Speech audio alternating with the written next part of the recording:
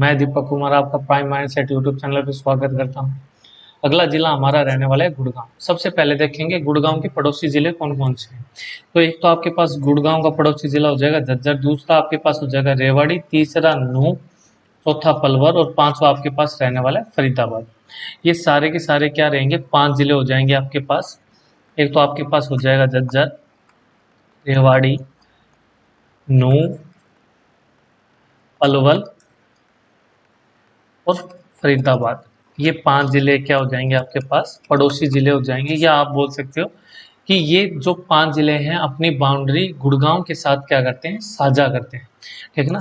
बात करें अब इसकी भौगोलिक जो स्थिति है हरियाणा के अंदर कहाँ हो जाएगी, तो मैंने आपको वही बताई थी कि एक आपके पास खड़ी लाइन होती है, दूसरी पड़ी, मतलब खड़ी को आप वर्टिकल लाइन बोलते हो और पड़ी लाइन को आप हॉरिजॉन्टल लाइन बोलते हो। जब आप मैप के बीचों बीच लाइन ड्रा करोगे, एक हॉरिजॉन्टल एंड वर्टिकल, तो ये दिशा आपके पास कौन सी रहने वाली है, पूर्व, ऊपर आपके पास उत्तर और नीचे की ओर आपके पास दक्षिण। ठीक है ना। और इस साइड आपके पास रहने वाला है पश्चिम।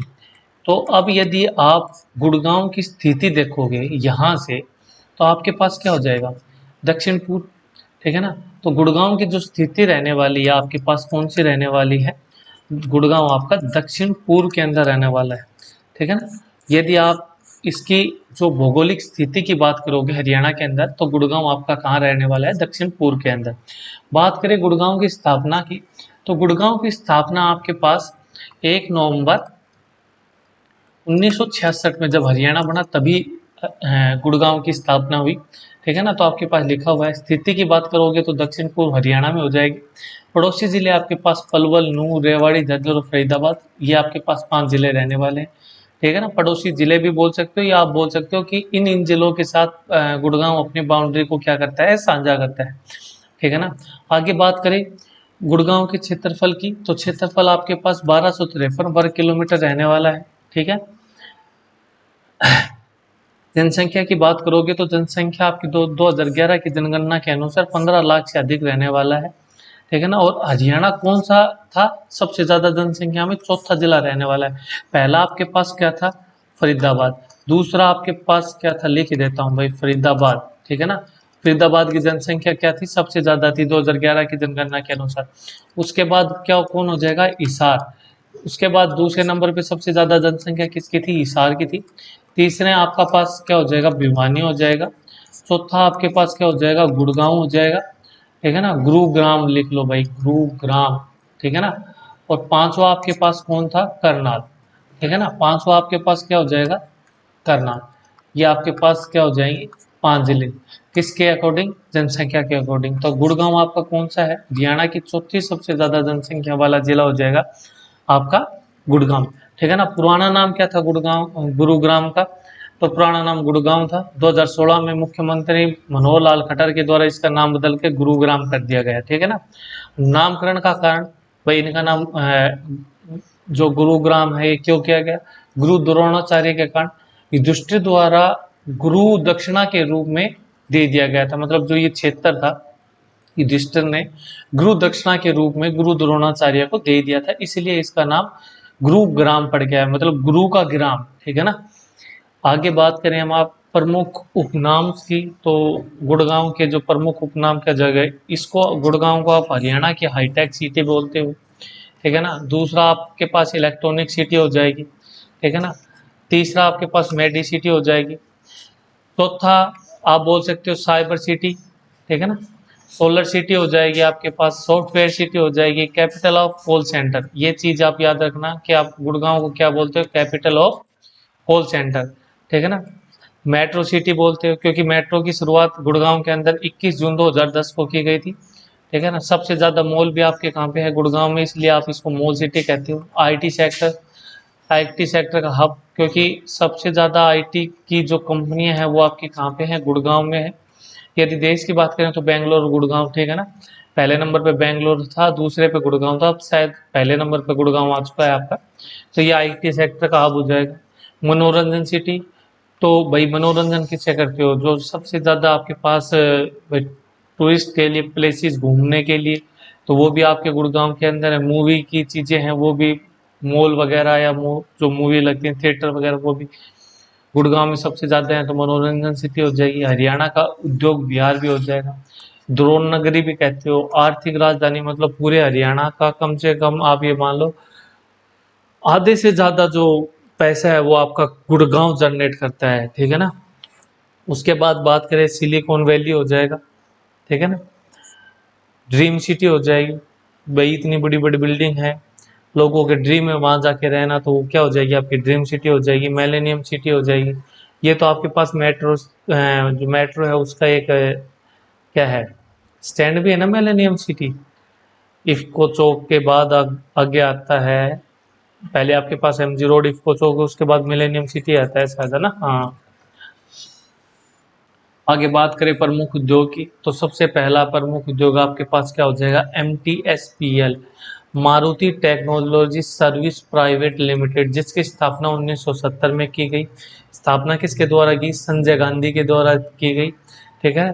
जापानी कंपनी सुजुकी के सहयोग से, ठीक है ना, इसलिए तो इसका नाम मारुति सुजुकी पड़, ठीक है ना।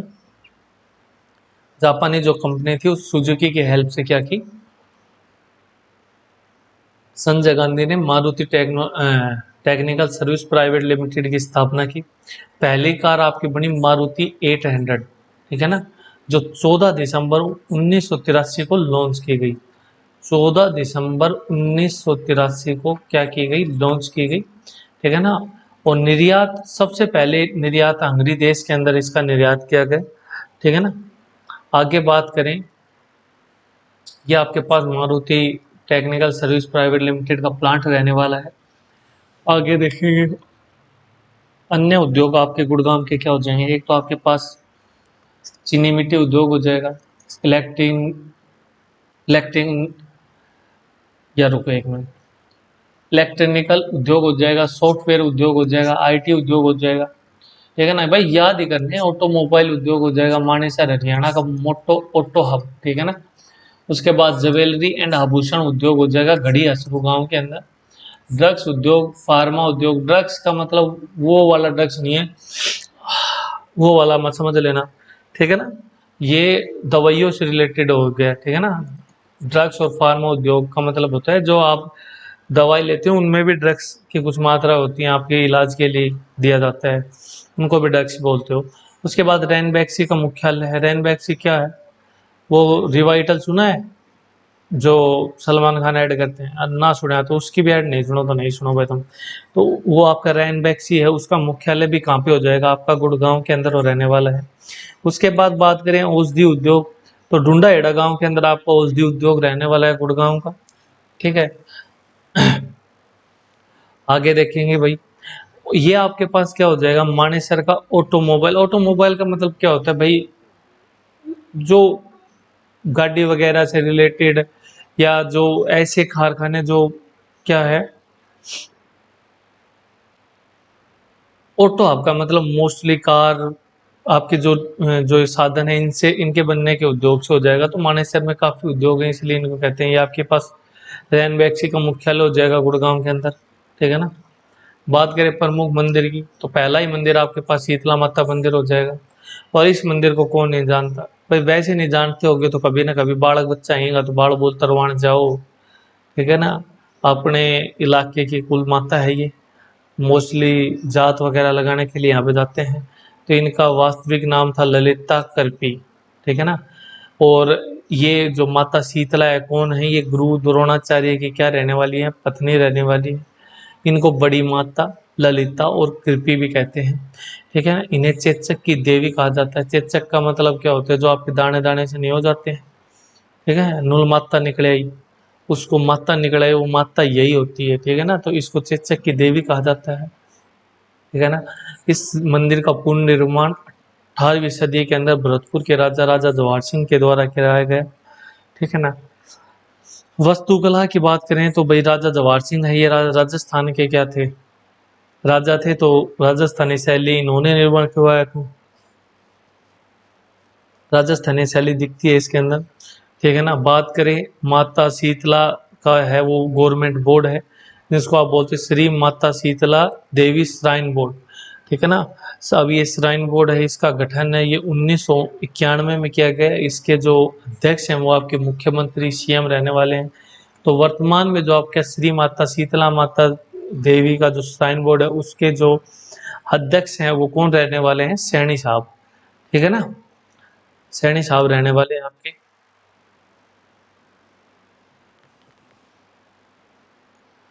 आगे बात करें, ये आपके पास माता शीतला की इमेज हो जाएगी, यदि कभी जाओगे तो डिट्टो ऐसे के ऐसे ही है भाई, ठीक है ना, ऐसे ही ये पंडित जी बैठे रहते हैं, प्रसाद देते हैं। ये आपके पास माता शीतला का क्या हो जाएगा, मंदिर हो जाएगा। आगे बात करें प्रमुख मंदिर, इसके अलावा माता शीतला के अलावा यहाँ पे भीमकुंड मंदिर है जो पिंच खेड़ा गांव के अंदर है। और जो ये आपका भीमकुंड जो मेला है ये भगवान शिव को क्या रहेगा, समर्पित रहने वाला है। उसके बाद एकलव्य एकलव्य मंदिर है आपका गुड़गांव के अंदर, ये खानसा गांव में रहने वाला है, ठीक है ना। और इस नाम का ये इकलौता मंदिर है पूरे भारत के अंदर, कौन सा, एकलव्य मंदिर, ठीक है ना। आगे बात करें, ये आपके पास भीमकुंड मंदिर हो जाएगा, ठीक है ना। ये कुंड है और इसके अंदर भाई ये देख लो भीमकुंड मंदिर है, इसके अंदर शिव की कहीं प्रतिमा है, ठीक है ना, पिंचखेड़ा गांव के अंदर। ये आपके पास एकलव्य मंदिर हो जाएगा। बात करें प्रमुख मेले की, तो जब भाई शीतला माता का मंदिर लगता है तो शीतला माता का मेला भी लगता होगा। तो कब लगता है, ये आषाढ़ के महीने में लगता है। चेचक के रोगी बड़ी मात्रा में यहाँ पहुँचते हैं, ठीक है ना।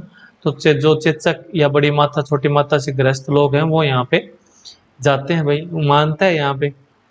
बात करें बूढ़ी माता का मेला जो मुबारकपुर के गांव के अंदर गुड़गांव में लगता है।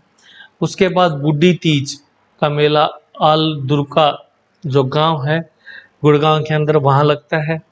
महादेव का मेला इच्छापुरी गांव के अंदर लगता है, ठीक है ना। महादेव वैसा भी इच्छापुरी ही है, ठीक है ना, जो लेले बाबा का नाम उसकी इच्छा तो वैसे ही पूरी है, तो वो नाम भी याद रख लेना। महादेव का जो मेला है वो इच्छापुरी गांव के अंदर हो जाएगा।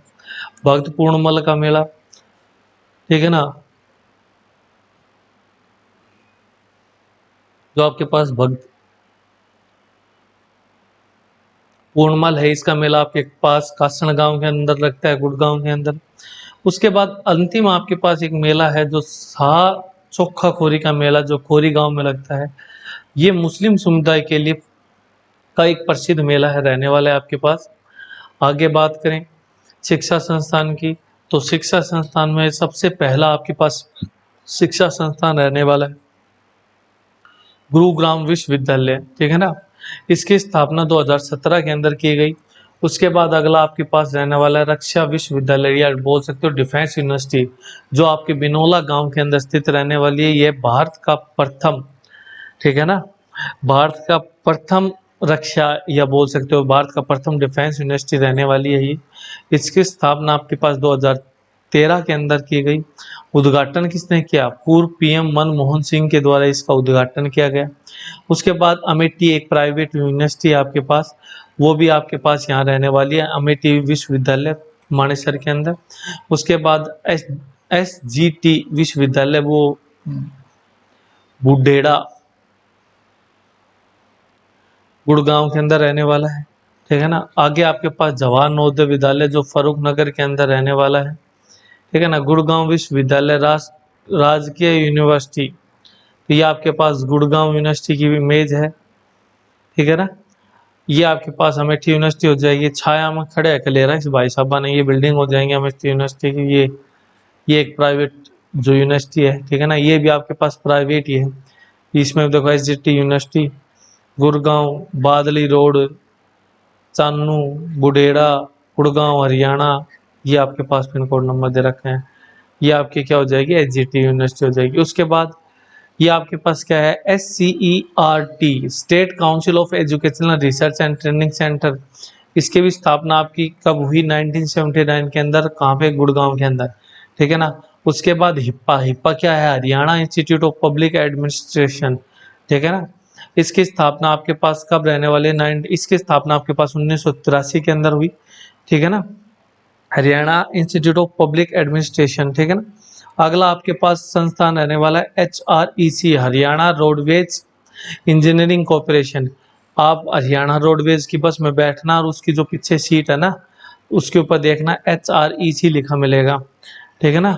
तो वो आपके हरियाणा रोड इंजीनियरिंग कॉरपोरेशन के द्वारा ही वो सीटें बनाई जाती हैं। स्थापना कब की गई? 1987 के अंदर की गई। उसके बाद आपका अगला इंस्टीट्यूट हो जाएगा वो IIPM हो जाएगा, Indian institute of Petroleum management, ठीक है ना। इसकी स्थापना की बात करोगे तो 1995 में IIPM की स्थापना की गई। Indian institute of petrol management की स्थापना 1995 के अंदर की गई। उसके बाद आप बात करें NBRC national brain research centre, जिसकी स्थापना आपके पास 1997 में नैनीवाल गांव मानेसर के अंदर हुई। बाद में इसको एक डीम्ड यूनिवर्सिटी का क्या दे दिया गया, दर्जा दे दिया गया, ठीक है ना, NSG। अब आप यदि कोई रेवाड़ी या महेंद्रगढ़ से गुड़गांव की ओर जाता है तो NSG की जो सिक्योरिटी गार्ड है ना, उसके बीच में ही आता है। आपके जो हाईवे नहीं, हाईवे या जो भी रोड है, इसके ऊपर ही है आपकी नेशनल सिक्योरिटी गार्ड की जो ट्रेनिंग सेंटर है ना, वो मानेसर के अंदर स्थापित है। 1984 में इसकी स्थापना की गई, ठीक है ना। मानेसर के अंदर रहने वाला है, स्थापना 1984 में, साफ दिखाई देता है भाई, ठीक है ना। तो यह आपके पास state council of education research and training, ये आपके पास SCERT हरियाणा गुड़गांव के अंदर ये रहने वाला है। ये आपका ऑफिस है SCERT हरियाणा का। ये आपके पास हिप्पा है, Haryana institute of public administration, ये इसका भाई जो भी फिल्म वो भी है, मतलब जो बोलते हैं ऑफिस या जो भी है, ये इसका ऑफिस या हेडक्वार्टर आप बोल सकते हो। यहाँ पे Haryana institute of public administration का ये हेडक्वार्टर रहने वाला है गुड़गांव के अंदर। ये आपके पास Indian Oil Institute of Petroleum Management IIPM Gurgaon के अंदर, ये इसका आपके पास क्या रहने वाला है, इंस्टीट्यूट रहने वाला है, ठीक है ना। बात करें आगे, अगला आपके पास नेशनल ब्रेन रिसर्च सेंटर। तो ये आपके पास नेशनल ब्रेन रिसर्च सेंटर, दाओ अच्छे से देख लो, NBRC लिखा हुआ है, ठीक है ना। ये B है ना, दिख रहा है तो थाना NBRC, ठीक है ना, नेशनल ब्रेन रिसर्च सेंटर। ये आपकी गुड़गांव के अंदर, ये भी गुड़गांव में स्थित रहने वाला है। आगे बात करें नेशनल सिक्योरिटी गार्ड, तो नेशनल सिक्योरिटी गार्ड NSG जो कमांडो होते हैं, ब्लैक कैट कमांडोज इनको कहते हैं, ठीक है ना। इनकी ड्रेस देख लो भाई, वैसे भी देख रखी होगी, कमांडोज ने कौन ना जाना, देख एक आधे तो वीडियो देखिएगी, ठीक है ना। जो आपके मुख्यमंत्री, गृह मंत्री, इनकी जो सिक्योरिटी के अंदर होते हैं, देखे हैं कभी? अमित शाह के साथ चलते हैं या मुख्यमंत्री के साथ, दो ऐसे चलते हैं आपकी, एक राष्ट्रपति के भी साथ रहता है, ठीक है ना। वो सूटकेस चले, वो भाई सील्ड होती है, किसकी? बुलेट प्रूफ, ठीक है ना। बात करें आगे, आगे शिक्षा संस्थान की, तो एक आपके पास स्वर्ण जयंती पर्यावरण प्रशिक्षण संस्थान रहने वाला है गुड़गांव के अंदर, ठीक है ना। स्वर्ण जयंती पर्यावरण प्रशिक्षण संस्थान रहने वाला है गुड़गांव के अंदर। दूसरा आपके पास क्या हो जाएगा, पर्यावरण संरक्षण समिति, जिसका गठन 1 तारीख 7वां महीना 2006 को हुआ, मतलब 1 जुलाई 2006 को इसका गठन किया गया। किसका? पर्यावरण संरक्षण समिति का। मुख्यालय इसका कहाँ रहने वाला है? चंडीगढ़ के अंदर। अध्यक्ष कौन रहने वाला? गवर्नर या राज्यपाल। उपाध्यक्ष कौन रहेगा? मुख्यमंत्री या CM आपके पास, ठीक है ना। अध्यक्ष आपके पास गवर्नर रहने वाला है इसका, ठीक है ना। बात करें पर्यटन स्थल की, तो पर्यटन स्थल आपके पास, पहला पर्यटन स्थल श्यामा पर्यटन स्थल हो जाएगा, जो गुड़गांव में स्थित रहने वाला है। दूसरा आपके पास बोरबेट पर्यटन स्थल हो जाएगा, जो सोहाना के अंदर है गुड़गांव में। चोमा मस्जिद, जो गुड़गांव में स्थित रहने वाली है। सराय अलीवर्दी की जो मस्जिद है गुड़गांव, ठीक है ना, अलाउद्दीन खिलजी के समय में इसको बनाया गया। क्या? सराय अलीवर्दी की जो मस्जिद है वो अलाउद्दीन खिलजी के समय में बनाया गई, ठीक है, गुड़गांव में स्थित रहने वाली है। अस्थली संग्रहालय, ये भी आपका कहाँ रहने वाला है? गुड़गांव के अंदर। उसके बाद आपके पास घाटा झील है, ये भी गुड़गांव के अंदर स्थित रहने वाली है। घाटा झील के अलावा आपके पास बसी झील हो गई, ठीक है ना। इसको आप वेटलैंड या आर्द्र भूमि भी बोल सकते हो। ये भी आपका कहाँ पे रहने वाला है? ये भी आपका गुड़गांव के अंदर स्थित रहने वाली है, ठीक है ना। वेटलैंड है ये, याद रख लेना, बसी झील, ठीक है। उसके बाद सुल्तानपुर झील, 2021 के अंदर इसको रामसर साइट की सूची में शामिल कर लिया गया। किसको? सुल्तानपुर झील को, ठीक है ना। तो ये आपके पास सोमा मस्जिद है, उसके अंदर की जो इमेज है वो ये रहने वाली है, सोमा मस्जिद हो जाएगी आपके पास। ये आपके पास सराय अली वर्दी की मस्जिद है वो रहने वाली है। भाई आप थोड़ा, आपको लग रहा होगा कि थोड़ा तेज कराया जा रहा है, लेकिन ज़रूरी नहीं है आप भी इसको ऐसे ही देखो, ठीक है ना। आप इसको स्पीड कम करके भी देख सकते हो, या आप आराम से भाई दोबारा इसको चला के देख सकते हो, ठीक है ना। तो ये आपके पास सोमा मस्जिद हो जाएगी, देख लो पूर्ण तरीके से, ऊपर भी वाइट, नीचे वाइट, पूरी की पूरी वाइट है। ये आपके पास सराय अलीवर दिखा की मस्जिद हो जाएगी, ठीक है ना। ये आपके पास बसी झील है, बर्ड से रिलेटेड है, ठीक है ना। ये आपके पास सुल्तानपुर झील हो जाएगी, ठीक है। उसके बाद पर्यटन स्थल के अंदर अब अगला आपके पास आता है दमदमा झील, सोहना के अंदर रहने वाली है और हरियाणा की सबसे बड़ी झील रहने वाली है, लगभग 3000 एकड़ के अंदर फैली हुई है आपकी दमदमा झील, ठीक है ना।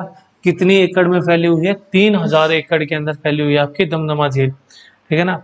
उसके बाद अगला आपकी हो जाएगी सेठानी की छतरी, जो फर्रुख नगर के अंदर स्थित रहने वाली है, ठीक है। कहाँ स्थित रहने वाली है? सेठानी की छतरी फर्रुख नगर के अंदर, ठीक है। बात करें आगे, तो आपका जो सोहाना का जो किला है, वो सोहना का किला, या बोल सकते हो सोना का चश्मा, या सोना जो कुंड है, वो भी आपका कहाँ रहने वाला है? सोहना गुड़गांव के अंदर रहने वाला है। इसको गर्म पानी का कुंड भी कहते हैं। गर्म पानी का कुंड, इसमें गर्म पानी होने का कारण सल्फर या गंधक की अधिकता है, ठीक है ना। चर्म रोगों के लिए ये सुप्रसिद्ध है। तो जिन आदमी में चर्म रोग मतलब स्किन से रिलेटेड जो भी डिजीज होते हैं, वो यहाँ पे आके स्नान करते हैं, माना जाता है कि भाई उनके चर्म रोग ठीक हो जाते हैं, ठीक है ना। और ये अरावली की पहाड़ी की तलहटी में स्थित है। कौन? सोहना का जो चश्मा है ना, वो जहाँ पानी भरता है, लोग स्नान, ठीक है ना। अब गोपालगिरी का दुर्ग, ठीक है ना। गोपालगिरी का दुर्ग बलबन के द्वारा निर्माण करवाया गया, ठीक है। और बलबन के द्वारा निर्माण गोपालगिरी के दुर्ग का निर्माण क्यों करवाया गया?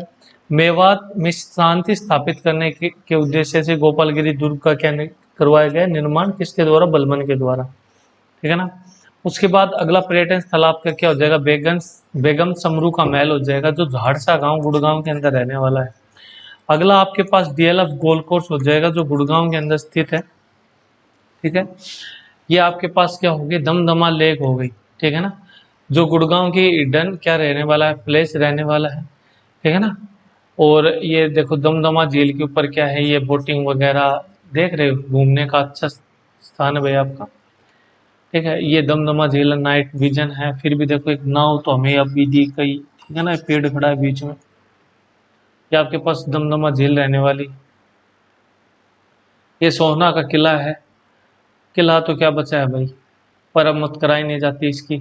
इसके नीचे कोई कुंड बताया जाता है, जो आपकी सोहना है ना, ये अरावली की जो पहाड़ी है, इसके नीचे कोई सोहना के पास ही कोई कुंड बताया जाता है, जो वो आप गर्म पानी का चश्मा बोलते हो, सल्फर की अधिकता के कारण उसमें गर्म पानी रहता है, ठीक है ना। आगे बात करें, ये आपके पास क्या रह जाएगा? Golf course, DLF golf course Gurgaon का, ठीक है। पर्यटन स्थल की बात करें, तो एक आपके पास शीश महल रहने वाला है, ठीक है ना। शीश महल वो भी आपका फरूख नगर के अंदर हो जाएगा। निर्माण आपके पास फौजदार खान के द्वारा इसका निर्माण करवाया गया। विशेषता की बात करें तो ये अष्टकोणीय या 8 कोनों वाला है, और लाल किले की नकल माना जाता है। जो आपका लाल किला है उसकी कॉपी करके इसको बनाया गया, ठीक है ना। और बट ये अष्टकोणीय है, 8 कोनों वाला है। किंगडम ऑफ ड्रीम्स आपका रहने वाला है गुड़गांव के अंदर, भारतीय कला और संस्कृति का क्या रहेगा? प्रतीक रहेगा। उसके बाद पटौदी पैलेस, इसे हरियाणा का व्हाइट हाउस भी कहा जाता है भाई, वास्तव में कवाने के लायक भी सब पटौदी हाउस। भाई आपने नाम सुन रखे हो, देखे ना, अगर जो उत्काशी उनकी तो कहनी कैसे भाई, ठीक है ना। जो आप पटौदी से रिलेटेड या पटौदी के पास के क्षेत्र के लोग हैं, उनको तो क्या ही बताना, क्या ही दिखाना। बाकी जिन लोगों ने नहीं देखा उनके लिए रियलिटी में वो ड्रीम पटौदी प्लेस है, उस सच में व्हाइट हाउस है, ठीक है ना। शीश महल को ही शीश महल है, वो आपके पास क्या रहने वाला? अष्टकोणीय रहने वाला है, ठीक है। ये आपके पास शीश महल है, लाल किले की जो नकल करके बनाया गया है, शीश महल फरूख नगर गुड़गांव हरियाणा, ठीक है ना। ये आपके पास पटौदी पैलेस है भाई साहब, देखो रियलिटी में जैन और ऊपर से व्यू आ रहे तो वो तो और भी खतरनाक आ रहे, ठीक है ना। कंप्लीट वाइट पैलेस है ये आपके पास। उसके बाद बात करें स्टेडियम की, तो आपके पास दो स्टेडियम रहने वाले हैं, एक तो चौधरी देवीलाल स्टेडियम गुड़गांव में भी है और एक पंचकुला में, ठीक है ना। तो ये आपका चौधरी देवीलाल जो स्टेडियम है गुड़गांव वाला रहने वाला है, ठीक है ना। ये आपके पास जवाहरलाल नेहरू स्टेडियम रहने वाला है, ठीक है ना। ये आपके पास क्या रहने वाला है, जवाहरलाल नेहरू स्टेडियम, ठीक है। आगे बात करें सुल्तानपुर राष्ट्रीय पार्क, ठीक है ना। तो बात सबसे पहले बात करें कि इसकी सुल्तानपुर राष्ट्रीय पार्क सबसे पहले 1970 में पीटर जैक्सन जो इंग्लैंड के निवासी थे उनके द्वारा इसकी खोज की गई, ठीक है ना। बात करें नामकरण की तो सुल्तानपुर गांव के नाम पर ही इसका नाम रख दिया गया, ठीक है ना। जमीन तो भाई और भी अन्य गांवों की ली गई थी लेकिन सबसे ज्यादा जमीन थी वो सुल्तानपुर गांव की थी, इसलिए इसको सुल्तानपुर के नाम से, सुल्तानपुर राष्ट्रीय पार्क के नाम से जाना जाने लगा, ठीक है ना। ज्यादा जमीन कहाँ की थी, सुल्तानपुर की थी, ठीक है ना। बात करें स्थापना की तो स्थापना 1971 में वर्ल्ड बर्ड सेंचुरी या पक्षी विहार के रूप में हुई, ठीक है ना। अब किस किस के ने इसके अंदर जो राष्ट्रीय पार्क की खोज में इसका हेल्प की, एक तो आपके पास पीटर जैक्सन हो जाएंगे, पीटर स्काउट, ठीक है ना, ये ऊ हो जाएगा, ठीक है ना, पीटर स्काउट और सलीम अली, ठीक है ना। तो ये आपका इसको सलीम अली भी राष्ट्रीय पार्क भी बोलते हैं क्योंकि भारतीय मूल का निवासी था और इन्होंने इनकी मदद की, ठीक है ना। तो इसलिए आप इसको सुल्तानपुर नेशनल पार्क या सलीम अली राष्ट्रीय पार्क के नाम से भी इसको जानते हो, ठीक है ना। ये लिखा हुआ है सलीम अली पक्षी विहार, ठीक है ना। आगे बात करें वन्य जीव श्रेणी के अंदर 1972 में इसको वन्य जीव क्षेत्र आरक्षित वन्य जीव क्षेत्र के अंदर इसको घोषित कर दिया गया, ठीक है ना। वन्य जीव क्षेत्र घोषित कर दिया गया। बात करें आगे राष्ट्रीय पार्क का दर्जा इसको 1991 में दिया गया। विशेषता की बात करें तो ये हरियाणा का सर्वप्रथम इको पार्क है। इसे पक्षियों का सर्व स्थान भी कहा जाता है क्योंकि जो यहाँ पे जो आपने सुल्तानपुर जो वो झील देखी उसके अंदर थोड़ा नमक का पानी है, मतलब खारा पानी है। तो जो ये कुछ खाना पीना खाते हैं उसको डाइजेस्ट करने के लिए वो इनका हेल्प करता है, ठीक है ना। विदेशी पक्षी कौन आता है यहाँ पे, यहाँ साइबेरियन सारस आते हैं, ठीक है ना। और इनको देखने के लिए, किनको देखने के लिए, साइबेरियन सारस को देखने के लिए यहाँ पे 4 वाचिंग टावर भी बनाए गए, ठीक है।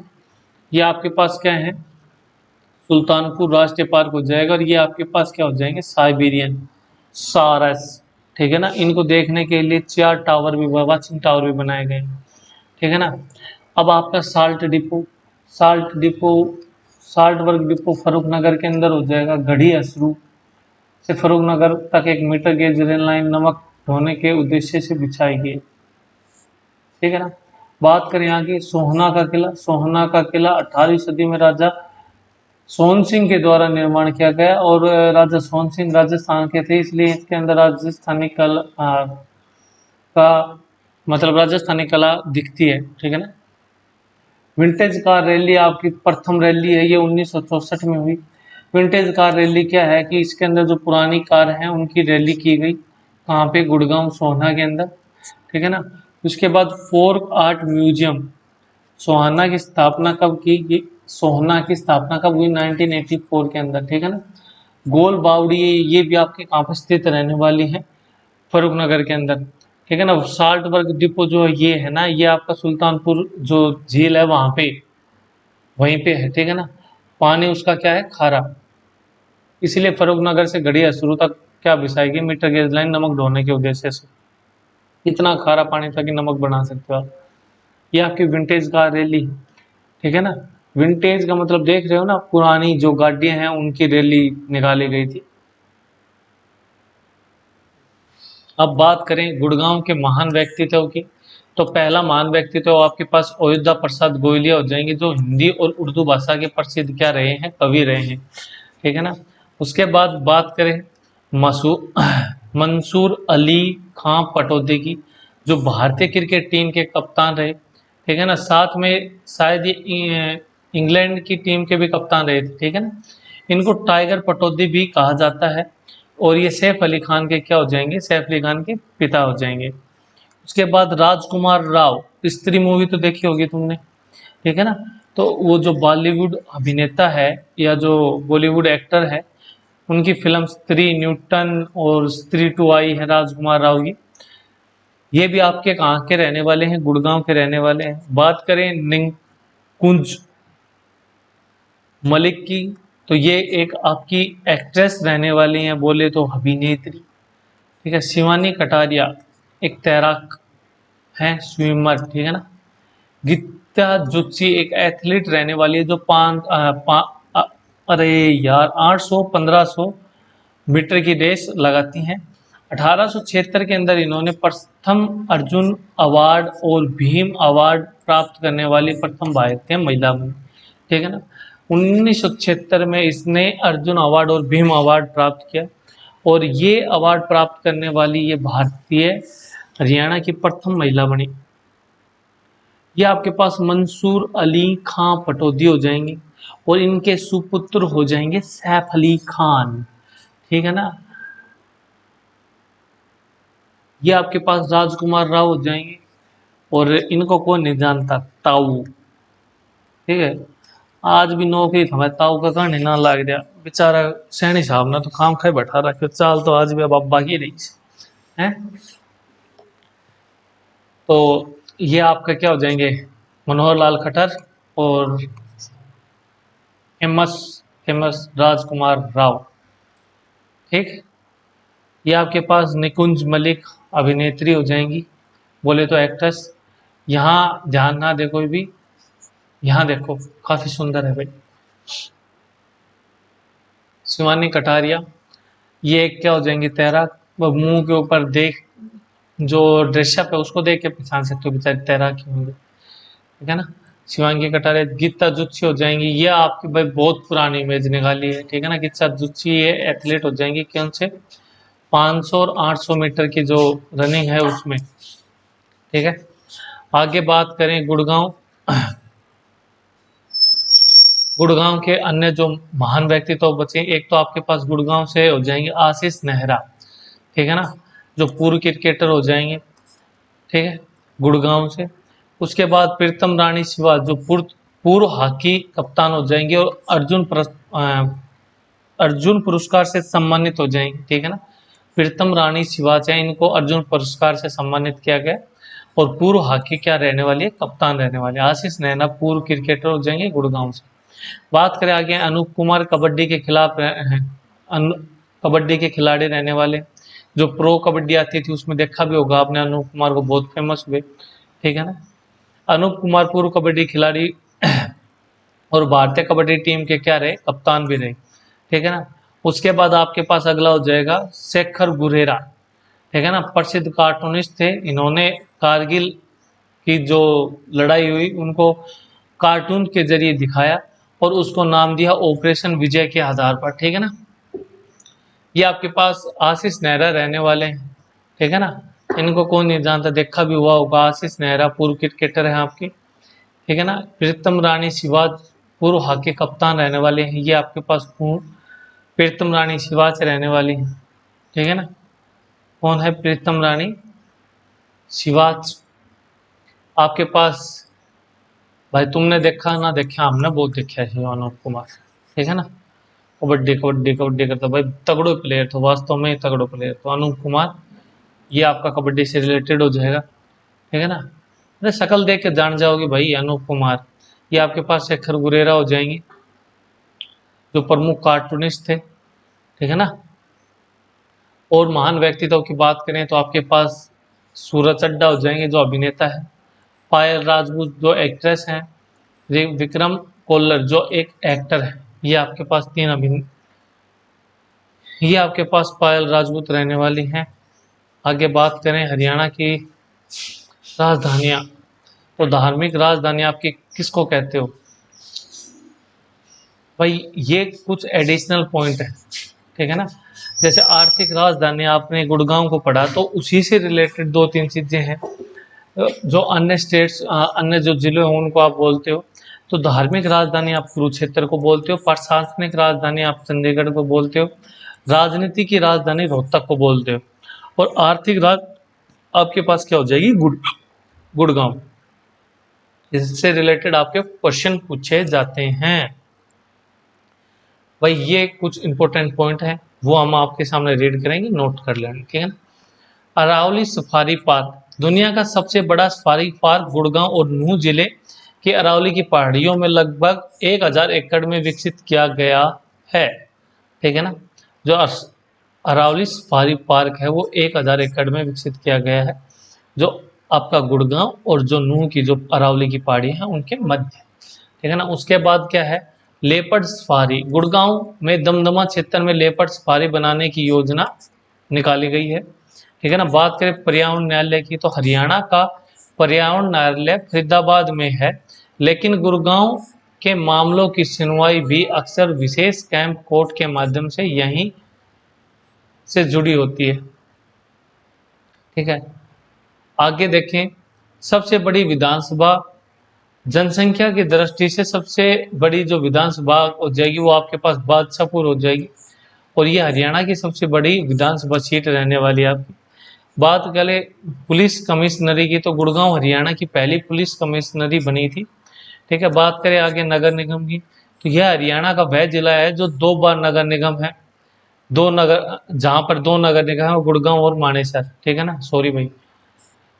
यह हरियाणा का ऐसा जिला है जहां पे 2 नगर निगम है, एक तो आपका गुड़गांव नगर निगम और दूसरा आपके पास मानेसर नगर निगम, ठीक है। मानेसर को 2020 में हरियाणा का 11वां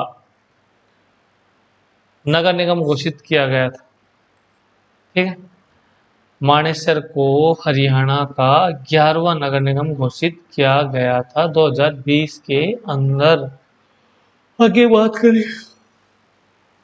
प्रमुख संस्थान एवं मुख्यालय, इंटरनेशनल सोलर अलायंस, ठीक है। अंतरराष्ट्रीय सौर गठबंधन का मुख्यालय आपका गवाल पहाड़ी गुड़गांव में स्थित है। ये बात आपको पहले भी पता थी कि जो हमारे सोलर अलायंस है उसका जो मुख्यालय है वो आपका गुड़गांव में स्थित है। यह भारत में स्थित एकमात्र अंतरराष्ट्रीय संगठन का मुख्यालय है, ठीक है ना। बात करें आगे मस्तिष्क अनुसंधान केंद्र, NBRC, ये भी मैंने आपको बताया, नेशनल ब्रेन रिसर्च इंस्टीट्यूट, ये मानेसर के नैनवाल में स्थित है। जैसा आपकी नोट्स, अच्छा, लेकिन इसकी स्थापना 1997 में की गई, ठीक है ना।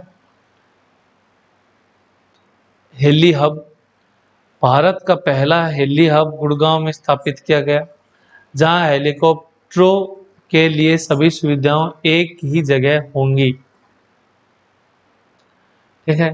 बात करें फल और सब्जी के उत्पादन की, तो गुड़गांव के अंदर फल सब्जी कुछ भी ना है, झाड़िया खातर फेमस है, ठीक है ना। तो झाड़ियों में क्या रहेगा, फेमस हो जाएगा। राजस्व की बात करें तो हरियाणा सरकार का सबसे बड़ा राजस्व गुड़गांव जिले से प्राप्त होता है, ये बात हम आपको पहले भी बता चुके हैं, ठीक है ना। अब प्रमुख करंट अफेयर, कुछ ग्लोबल प्रोजेक्ट हैं। ग्लोबल सिटी प्रोजेक्ट, गुड़गांव में 1000 एकड़ में ग्लोबल सिटी विकसित की जा रही है, ठीक है ना।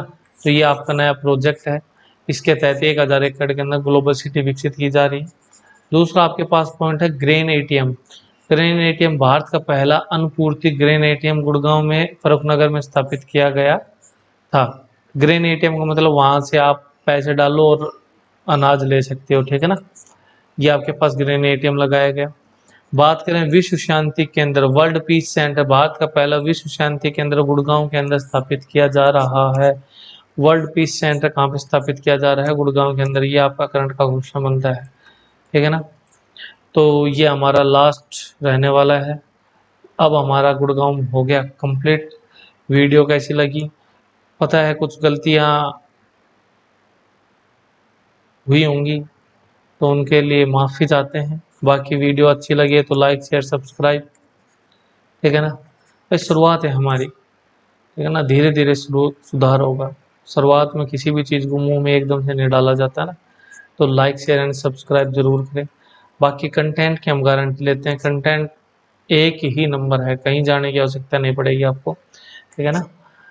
थोड़ा बोलने में परेशानी होती है कि भाई पहले हमने ऐसी क्लास ली नहीं हुई है थोड़ी सी। तो लाइक शेयर एंड सब्सक्राइब जरूर जरूर करें। वो बाकी तुम्हारी इच्छा है क्या करोगे तुम। बाकी जय श्री राम, जय महाकाल दोस्तों।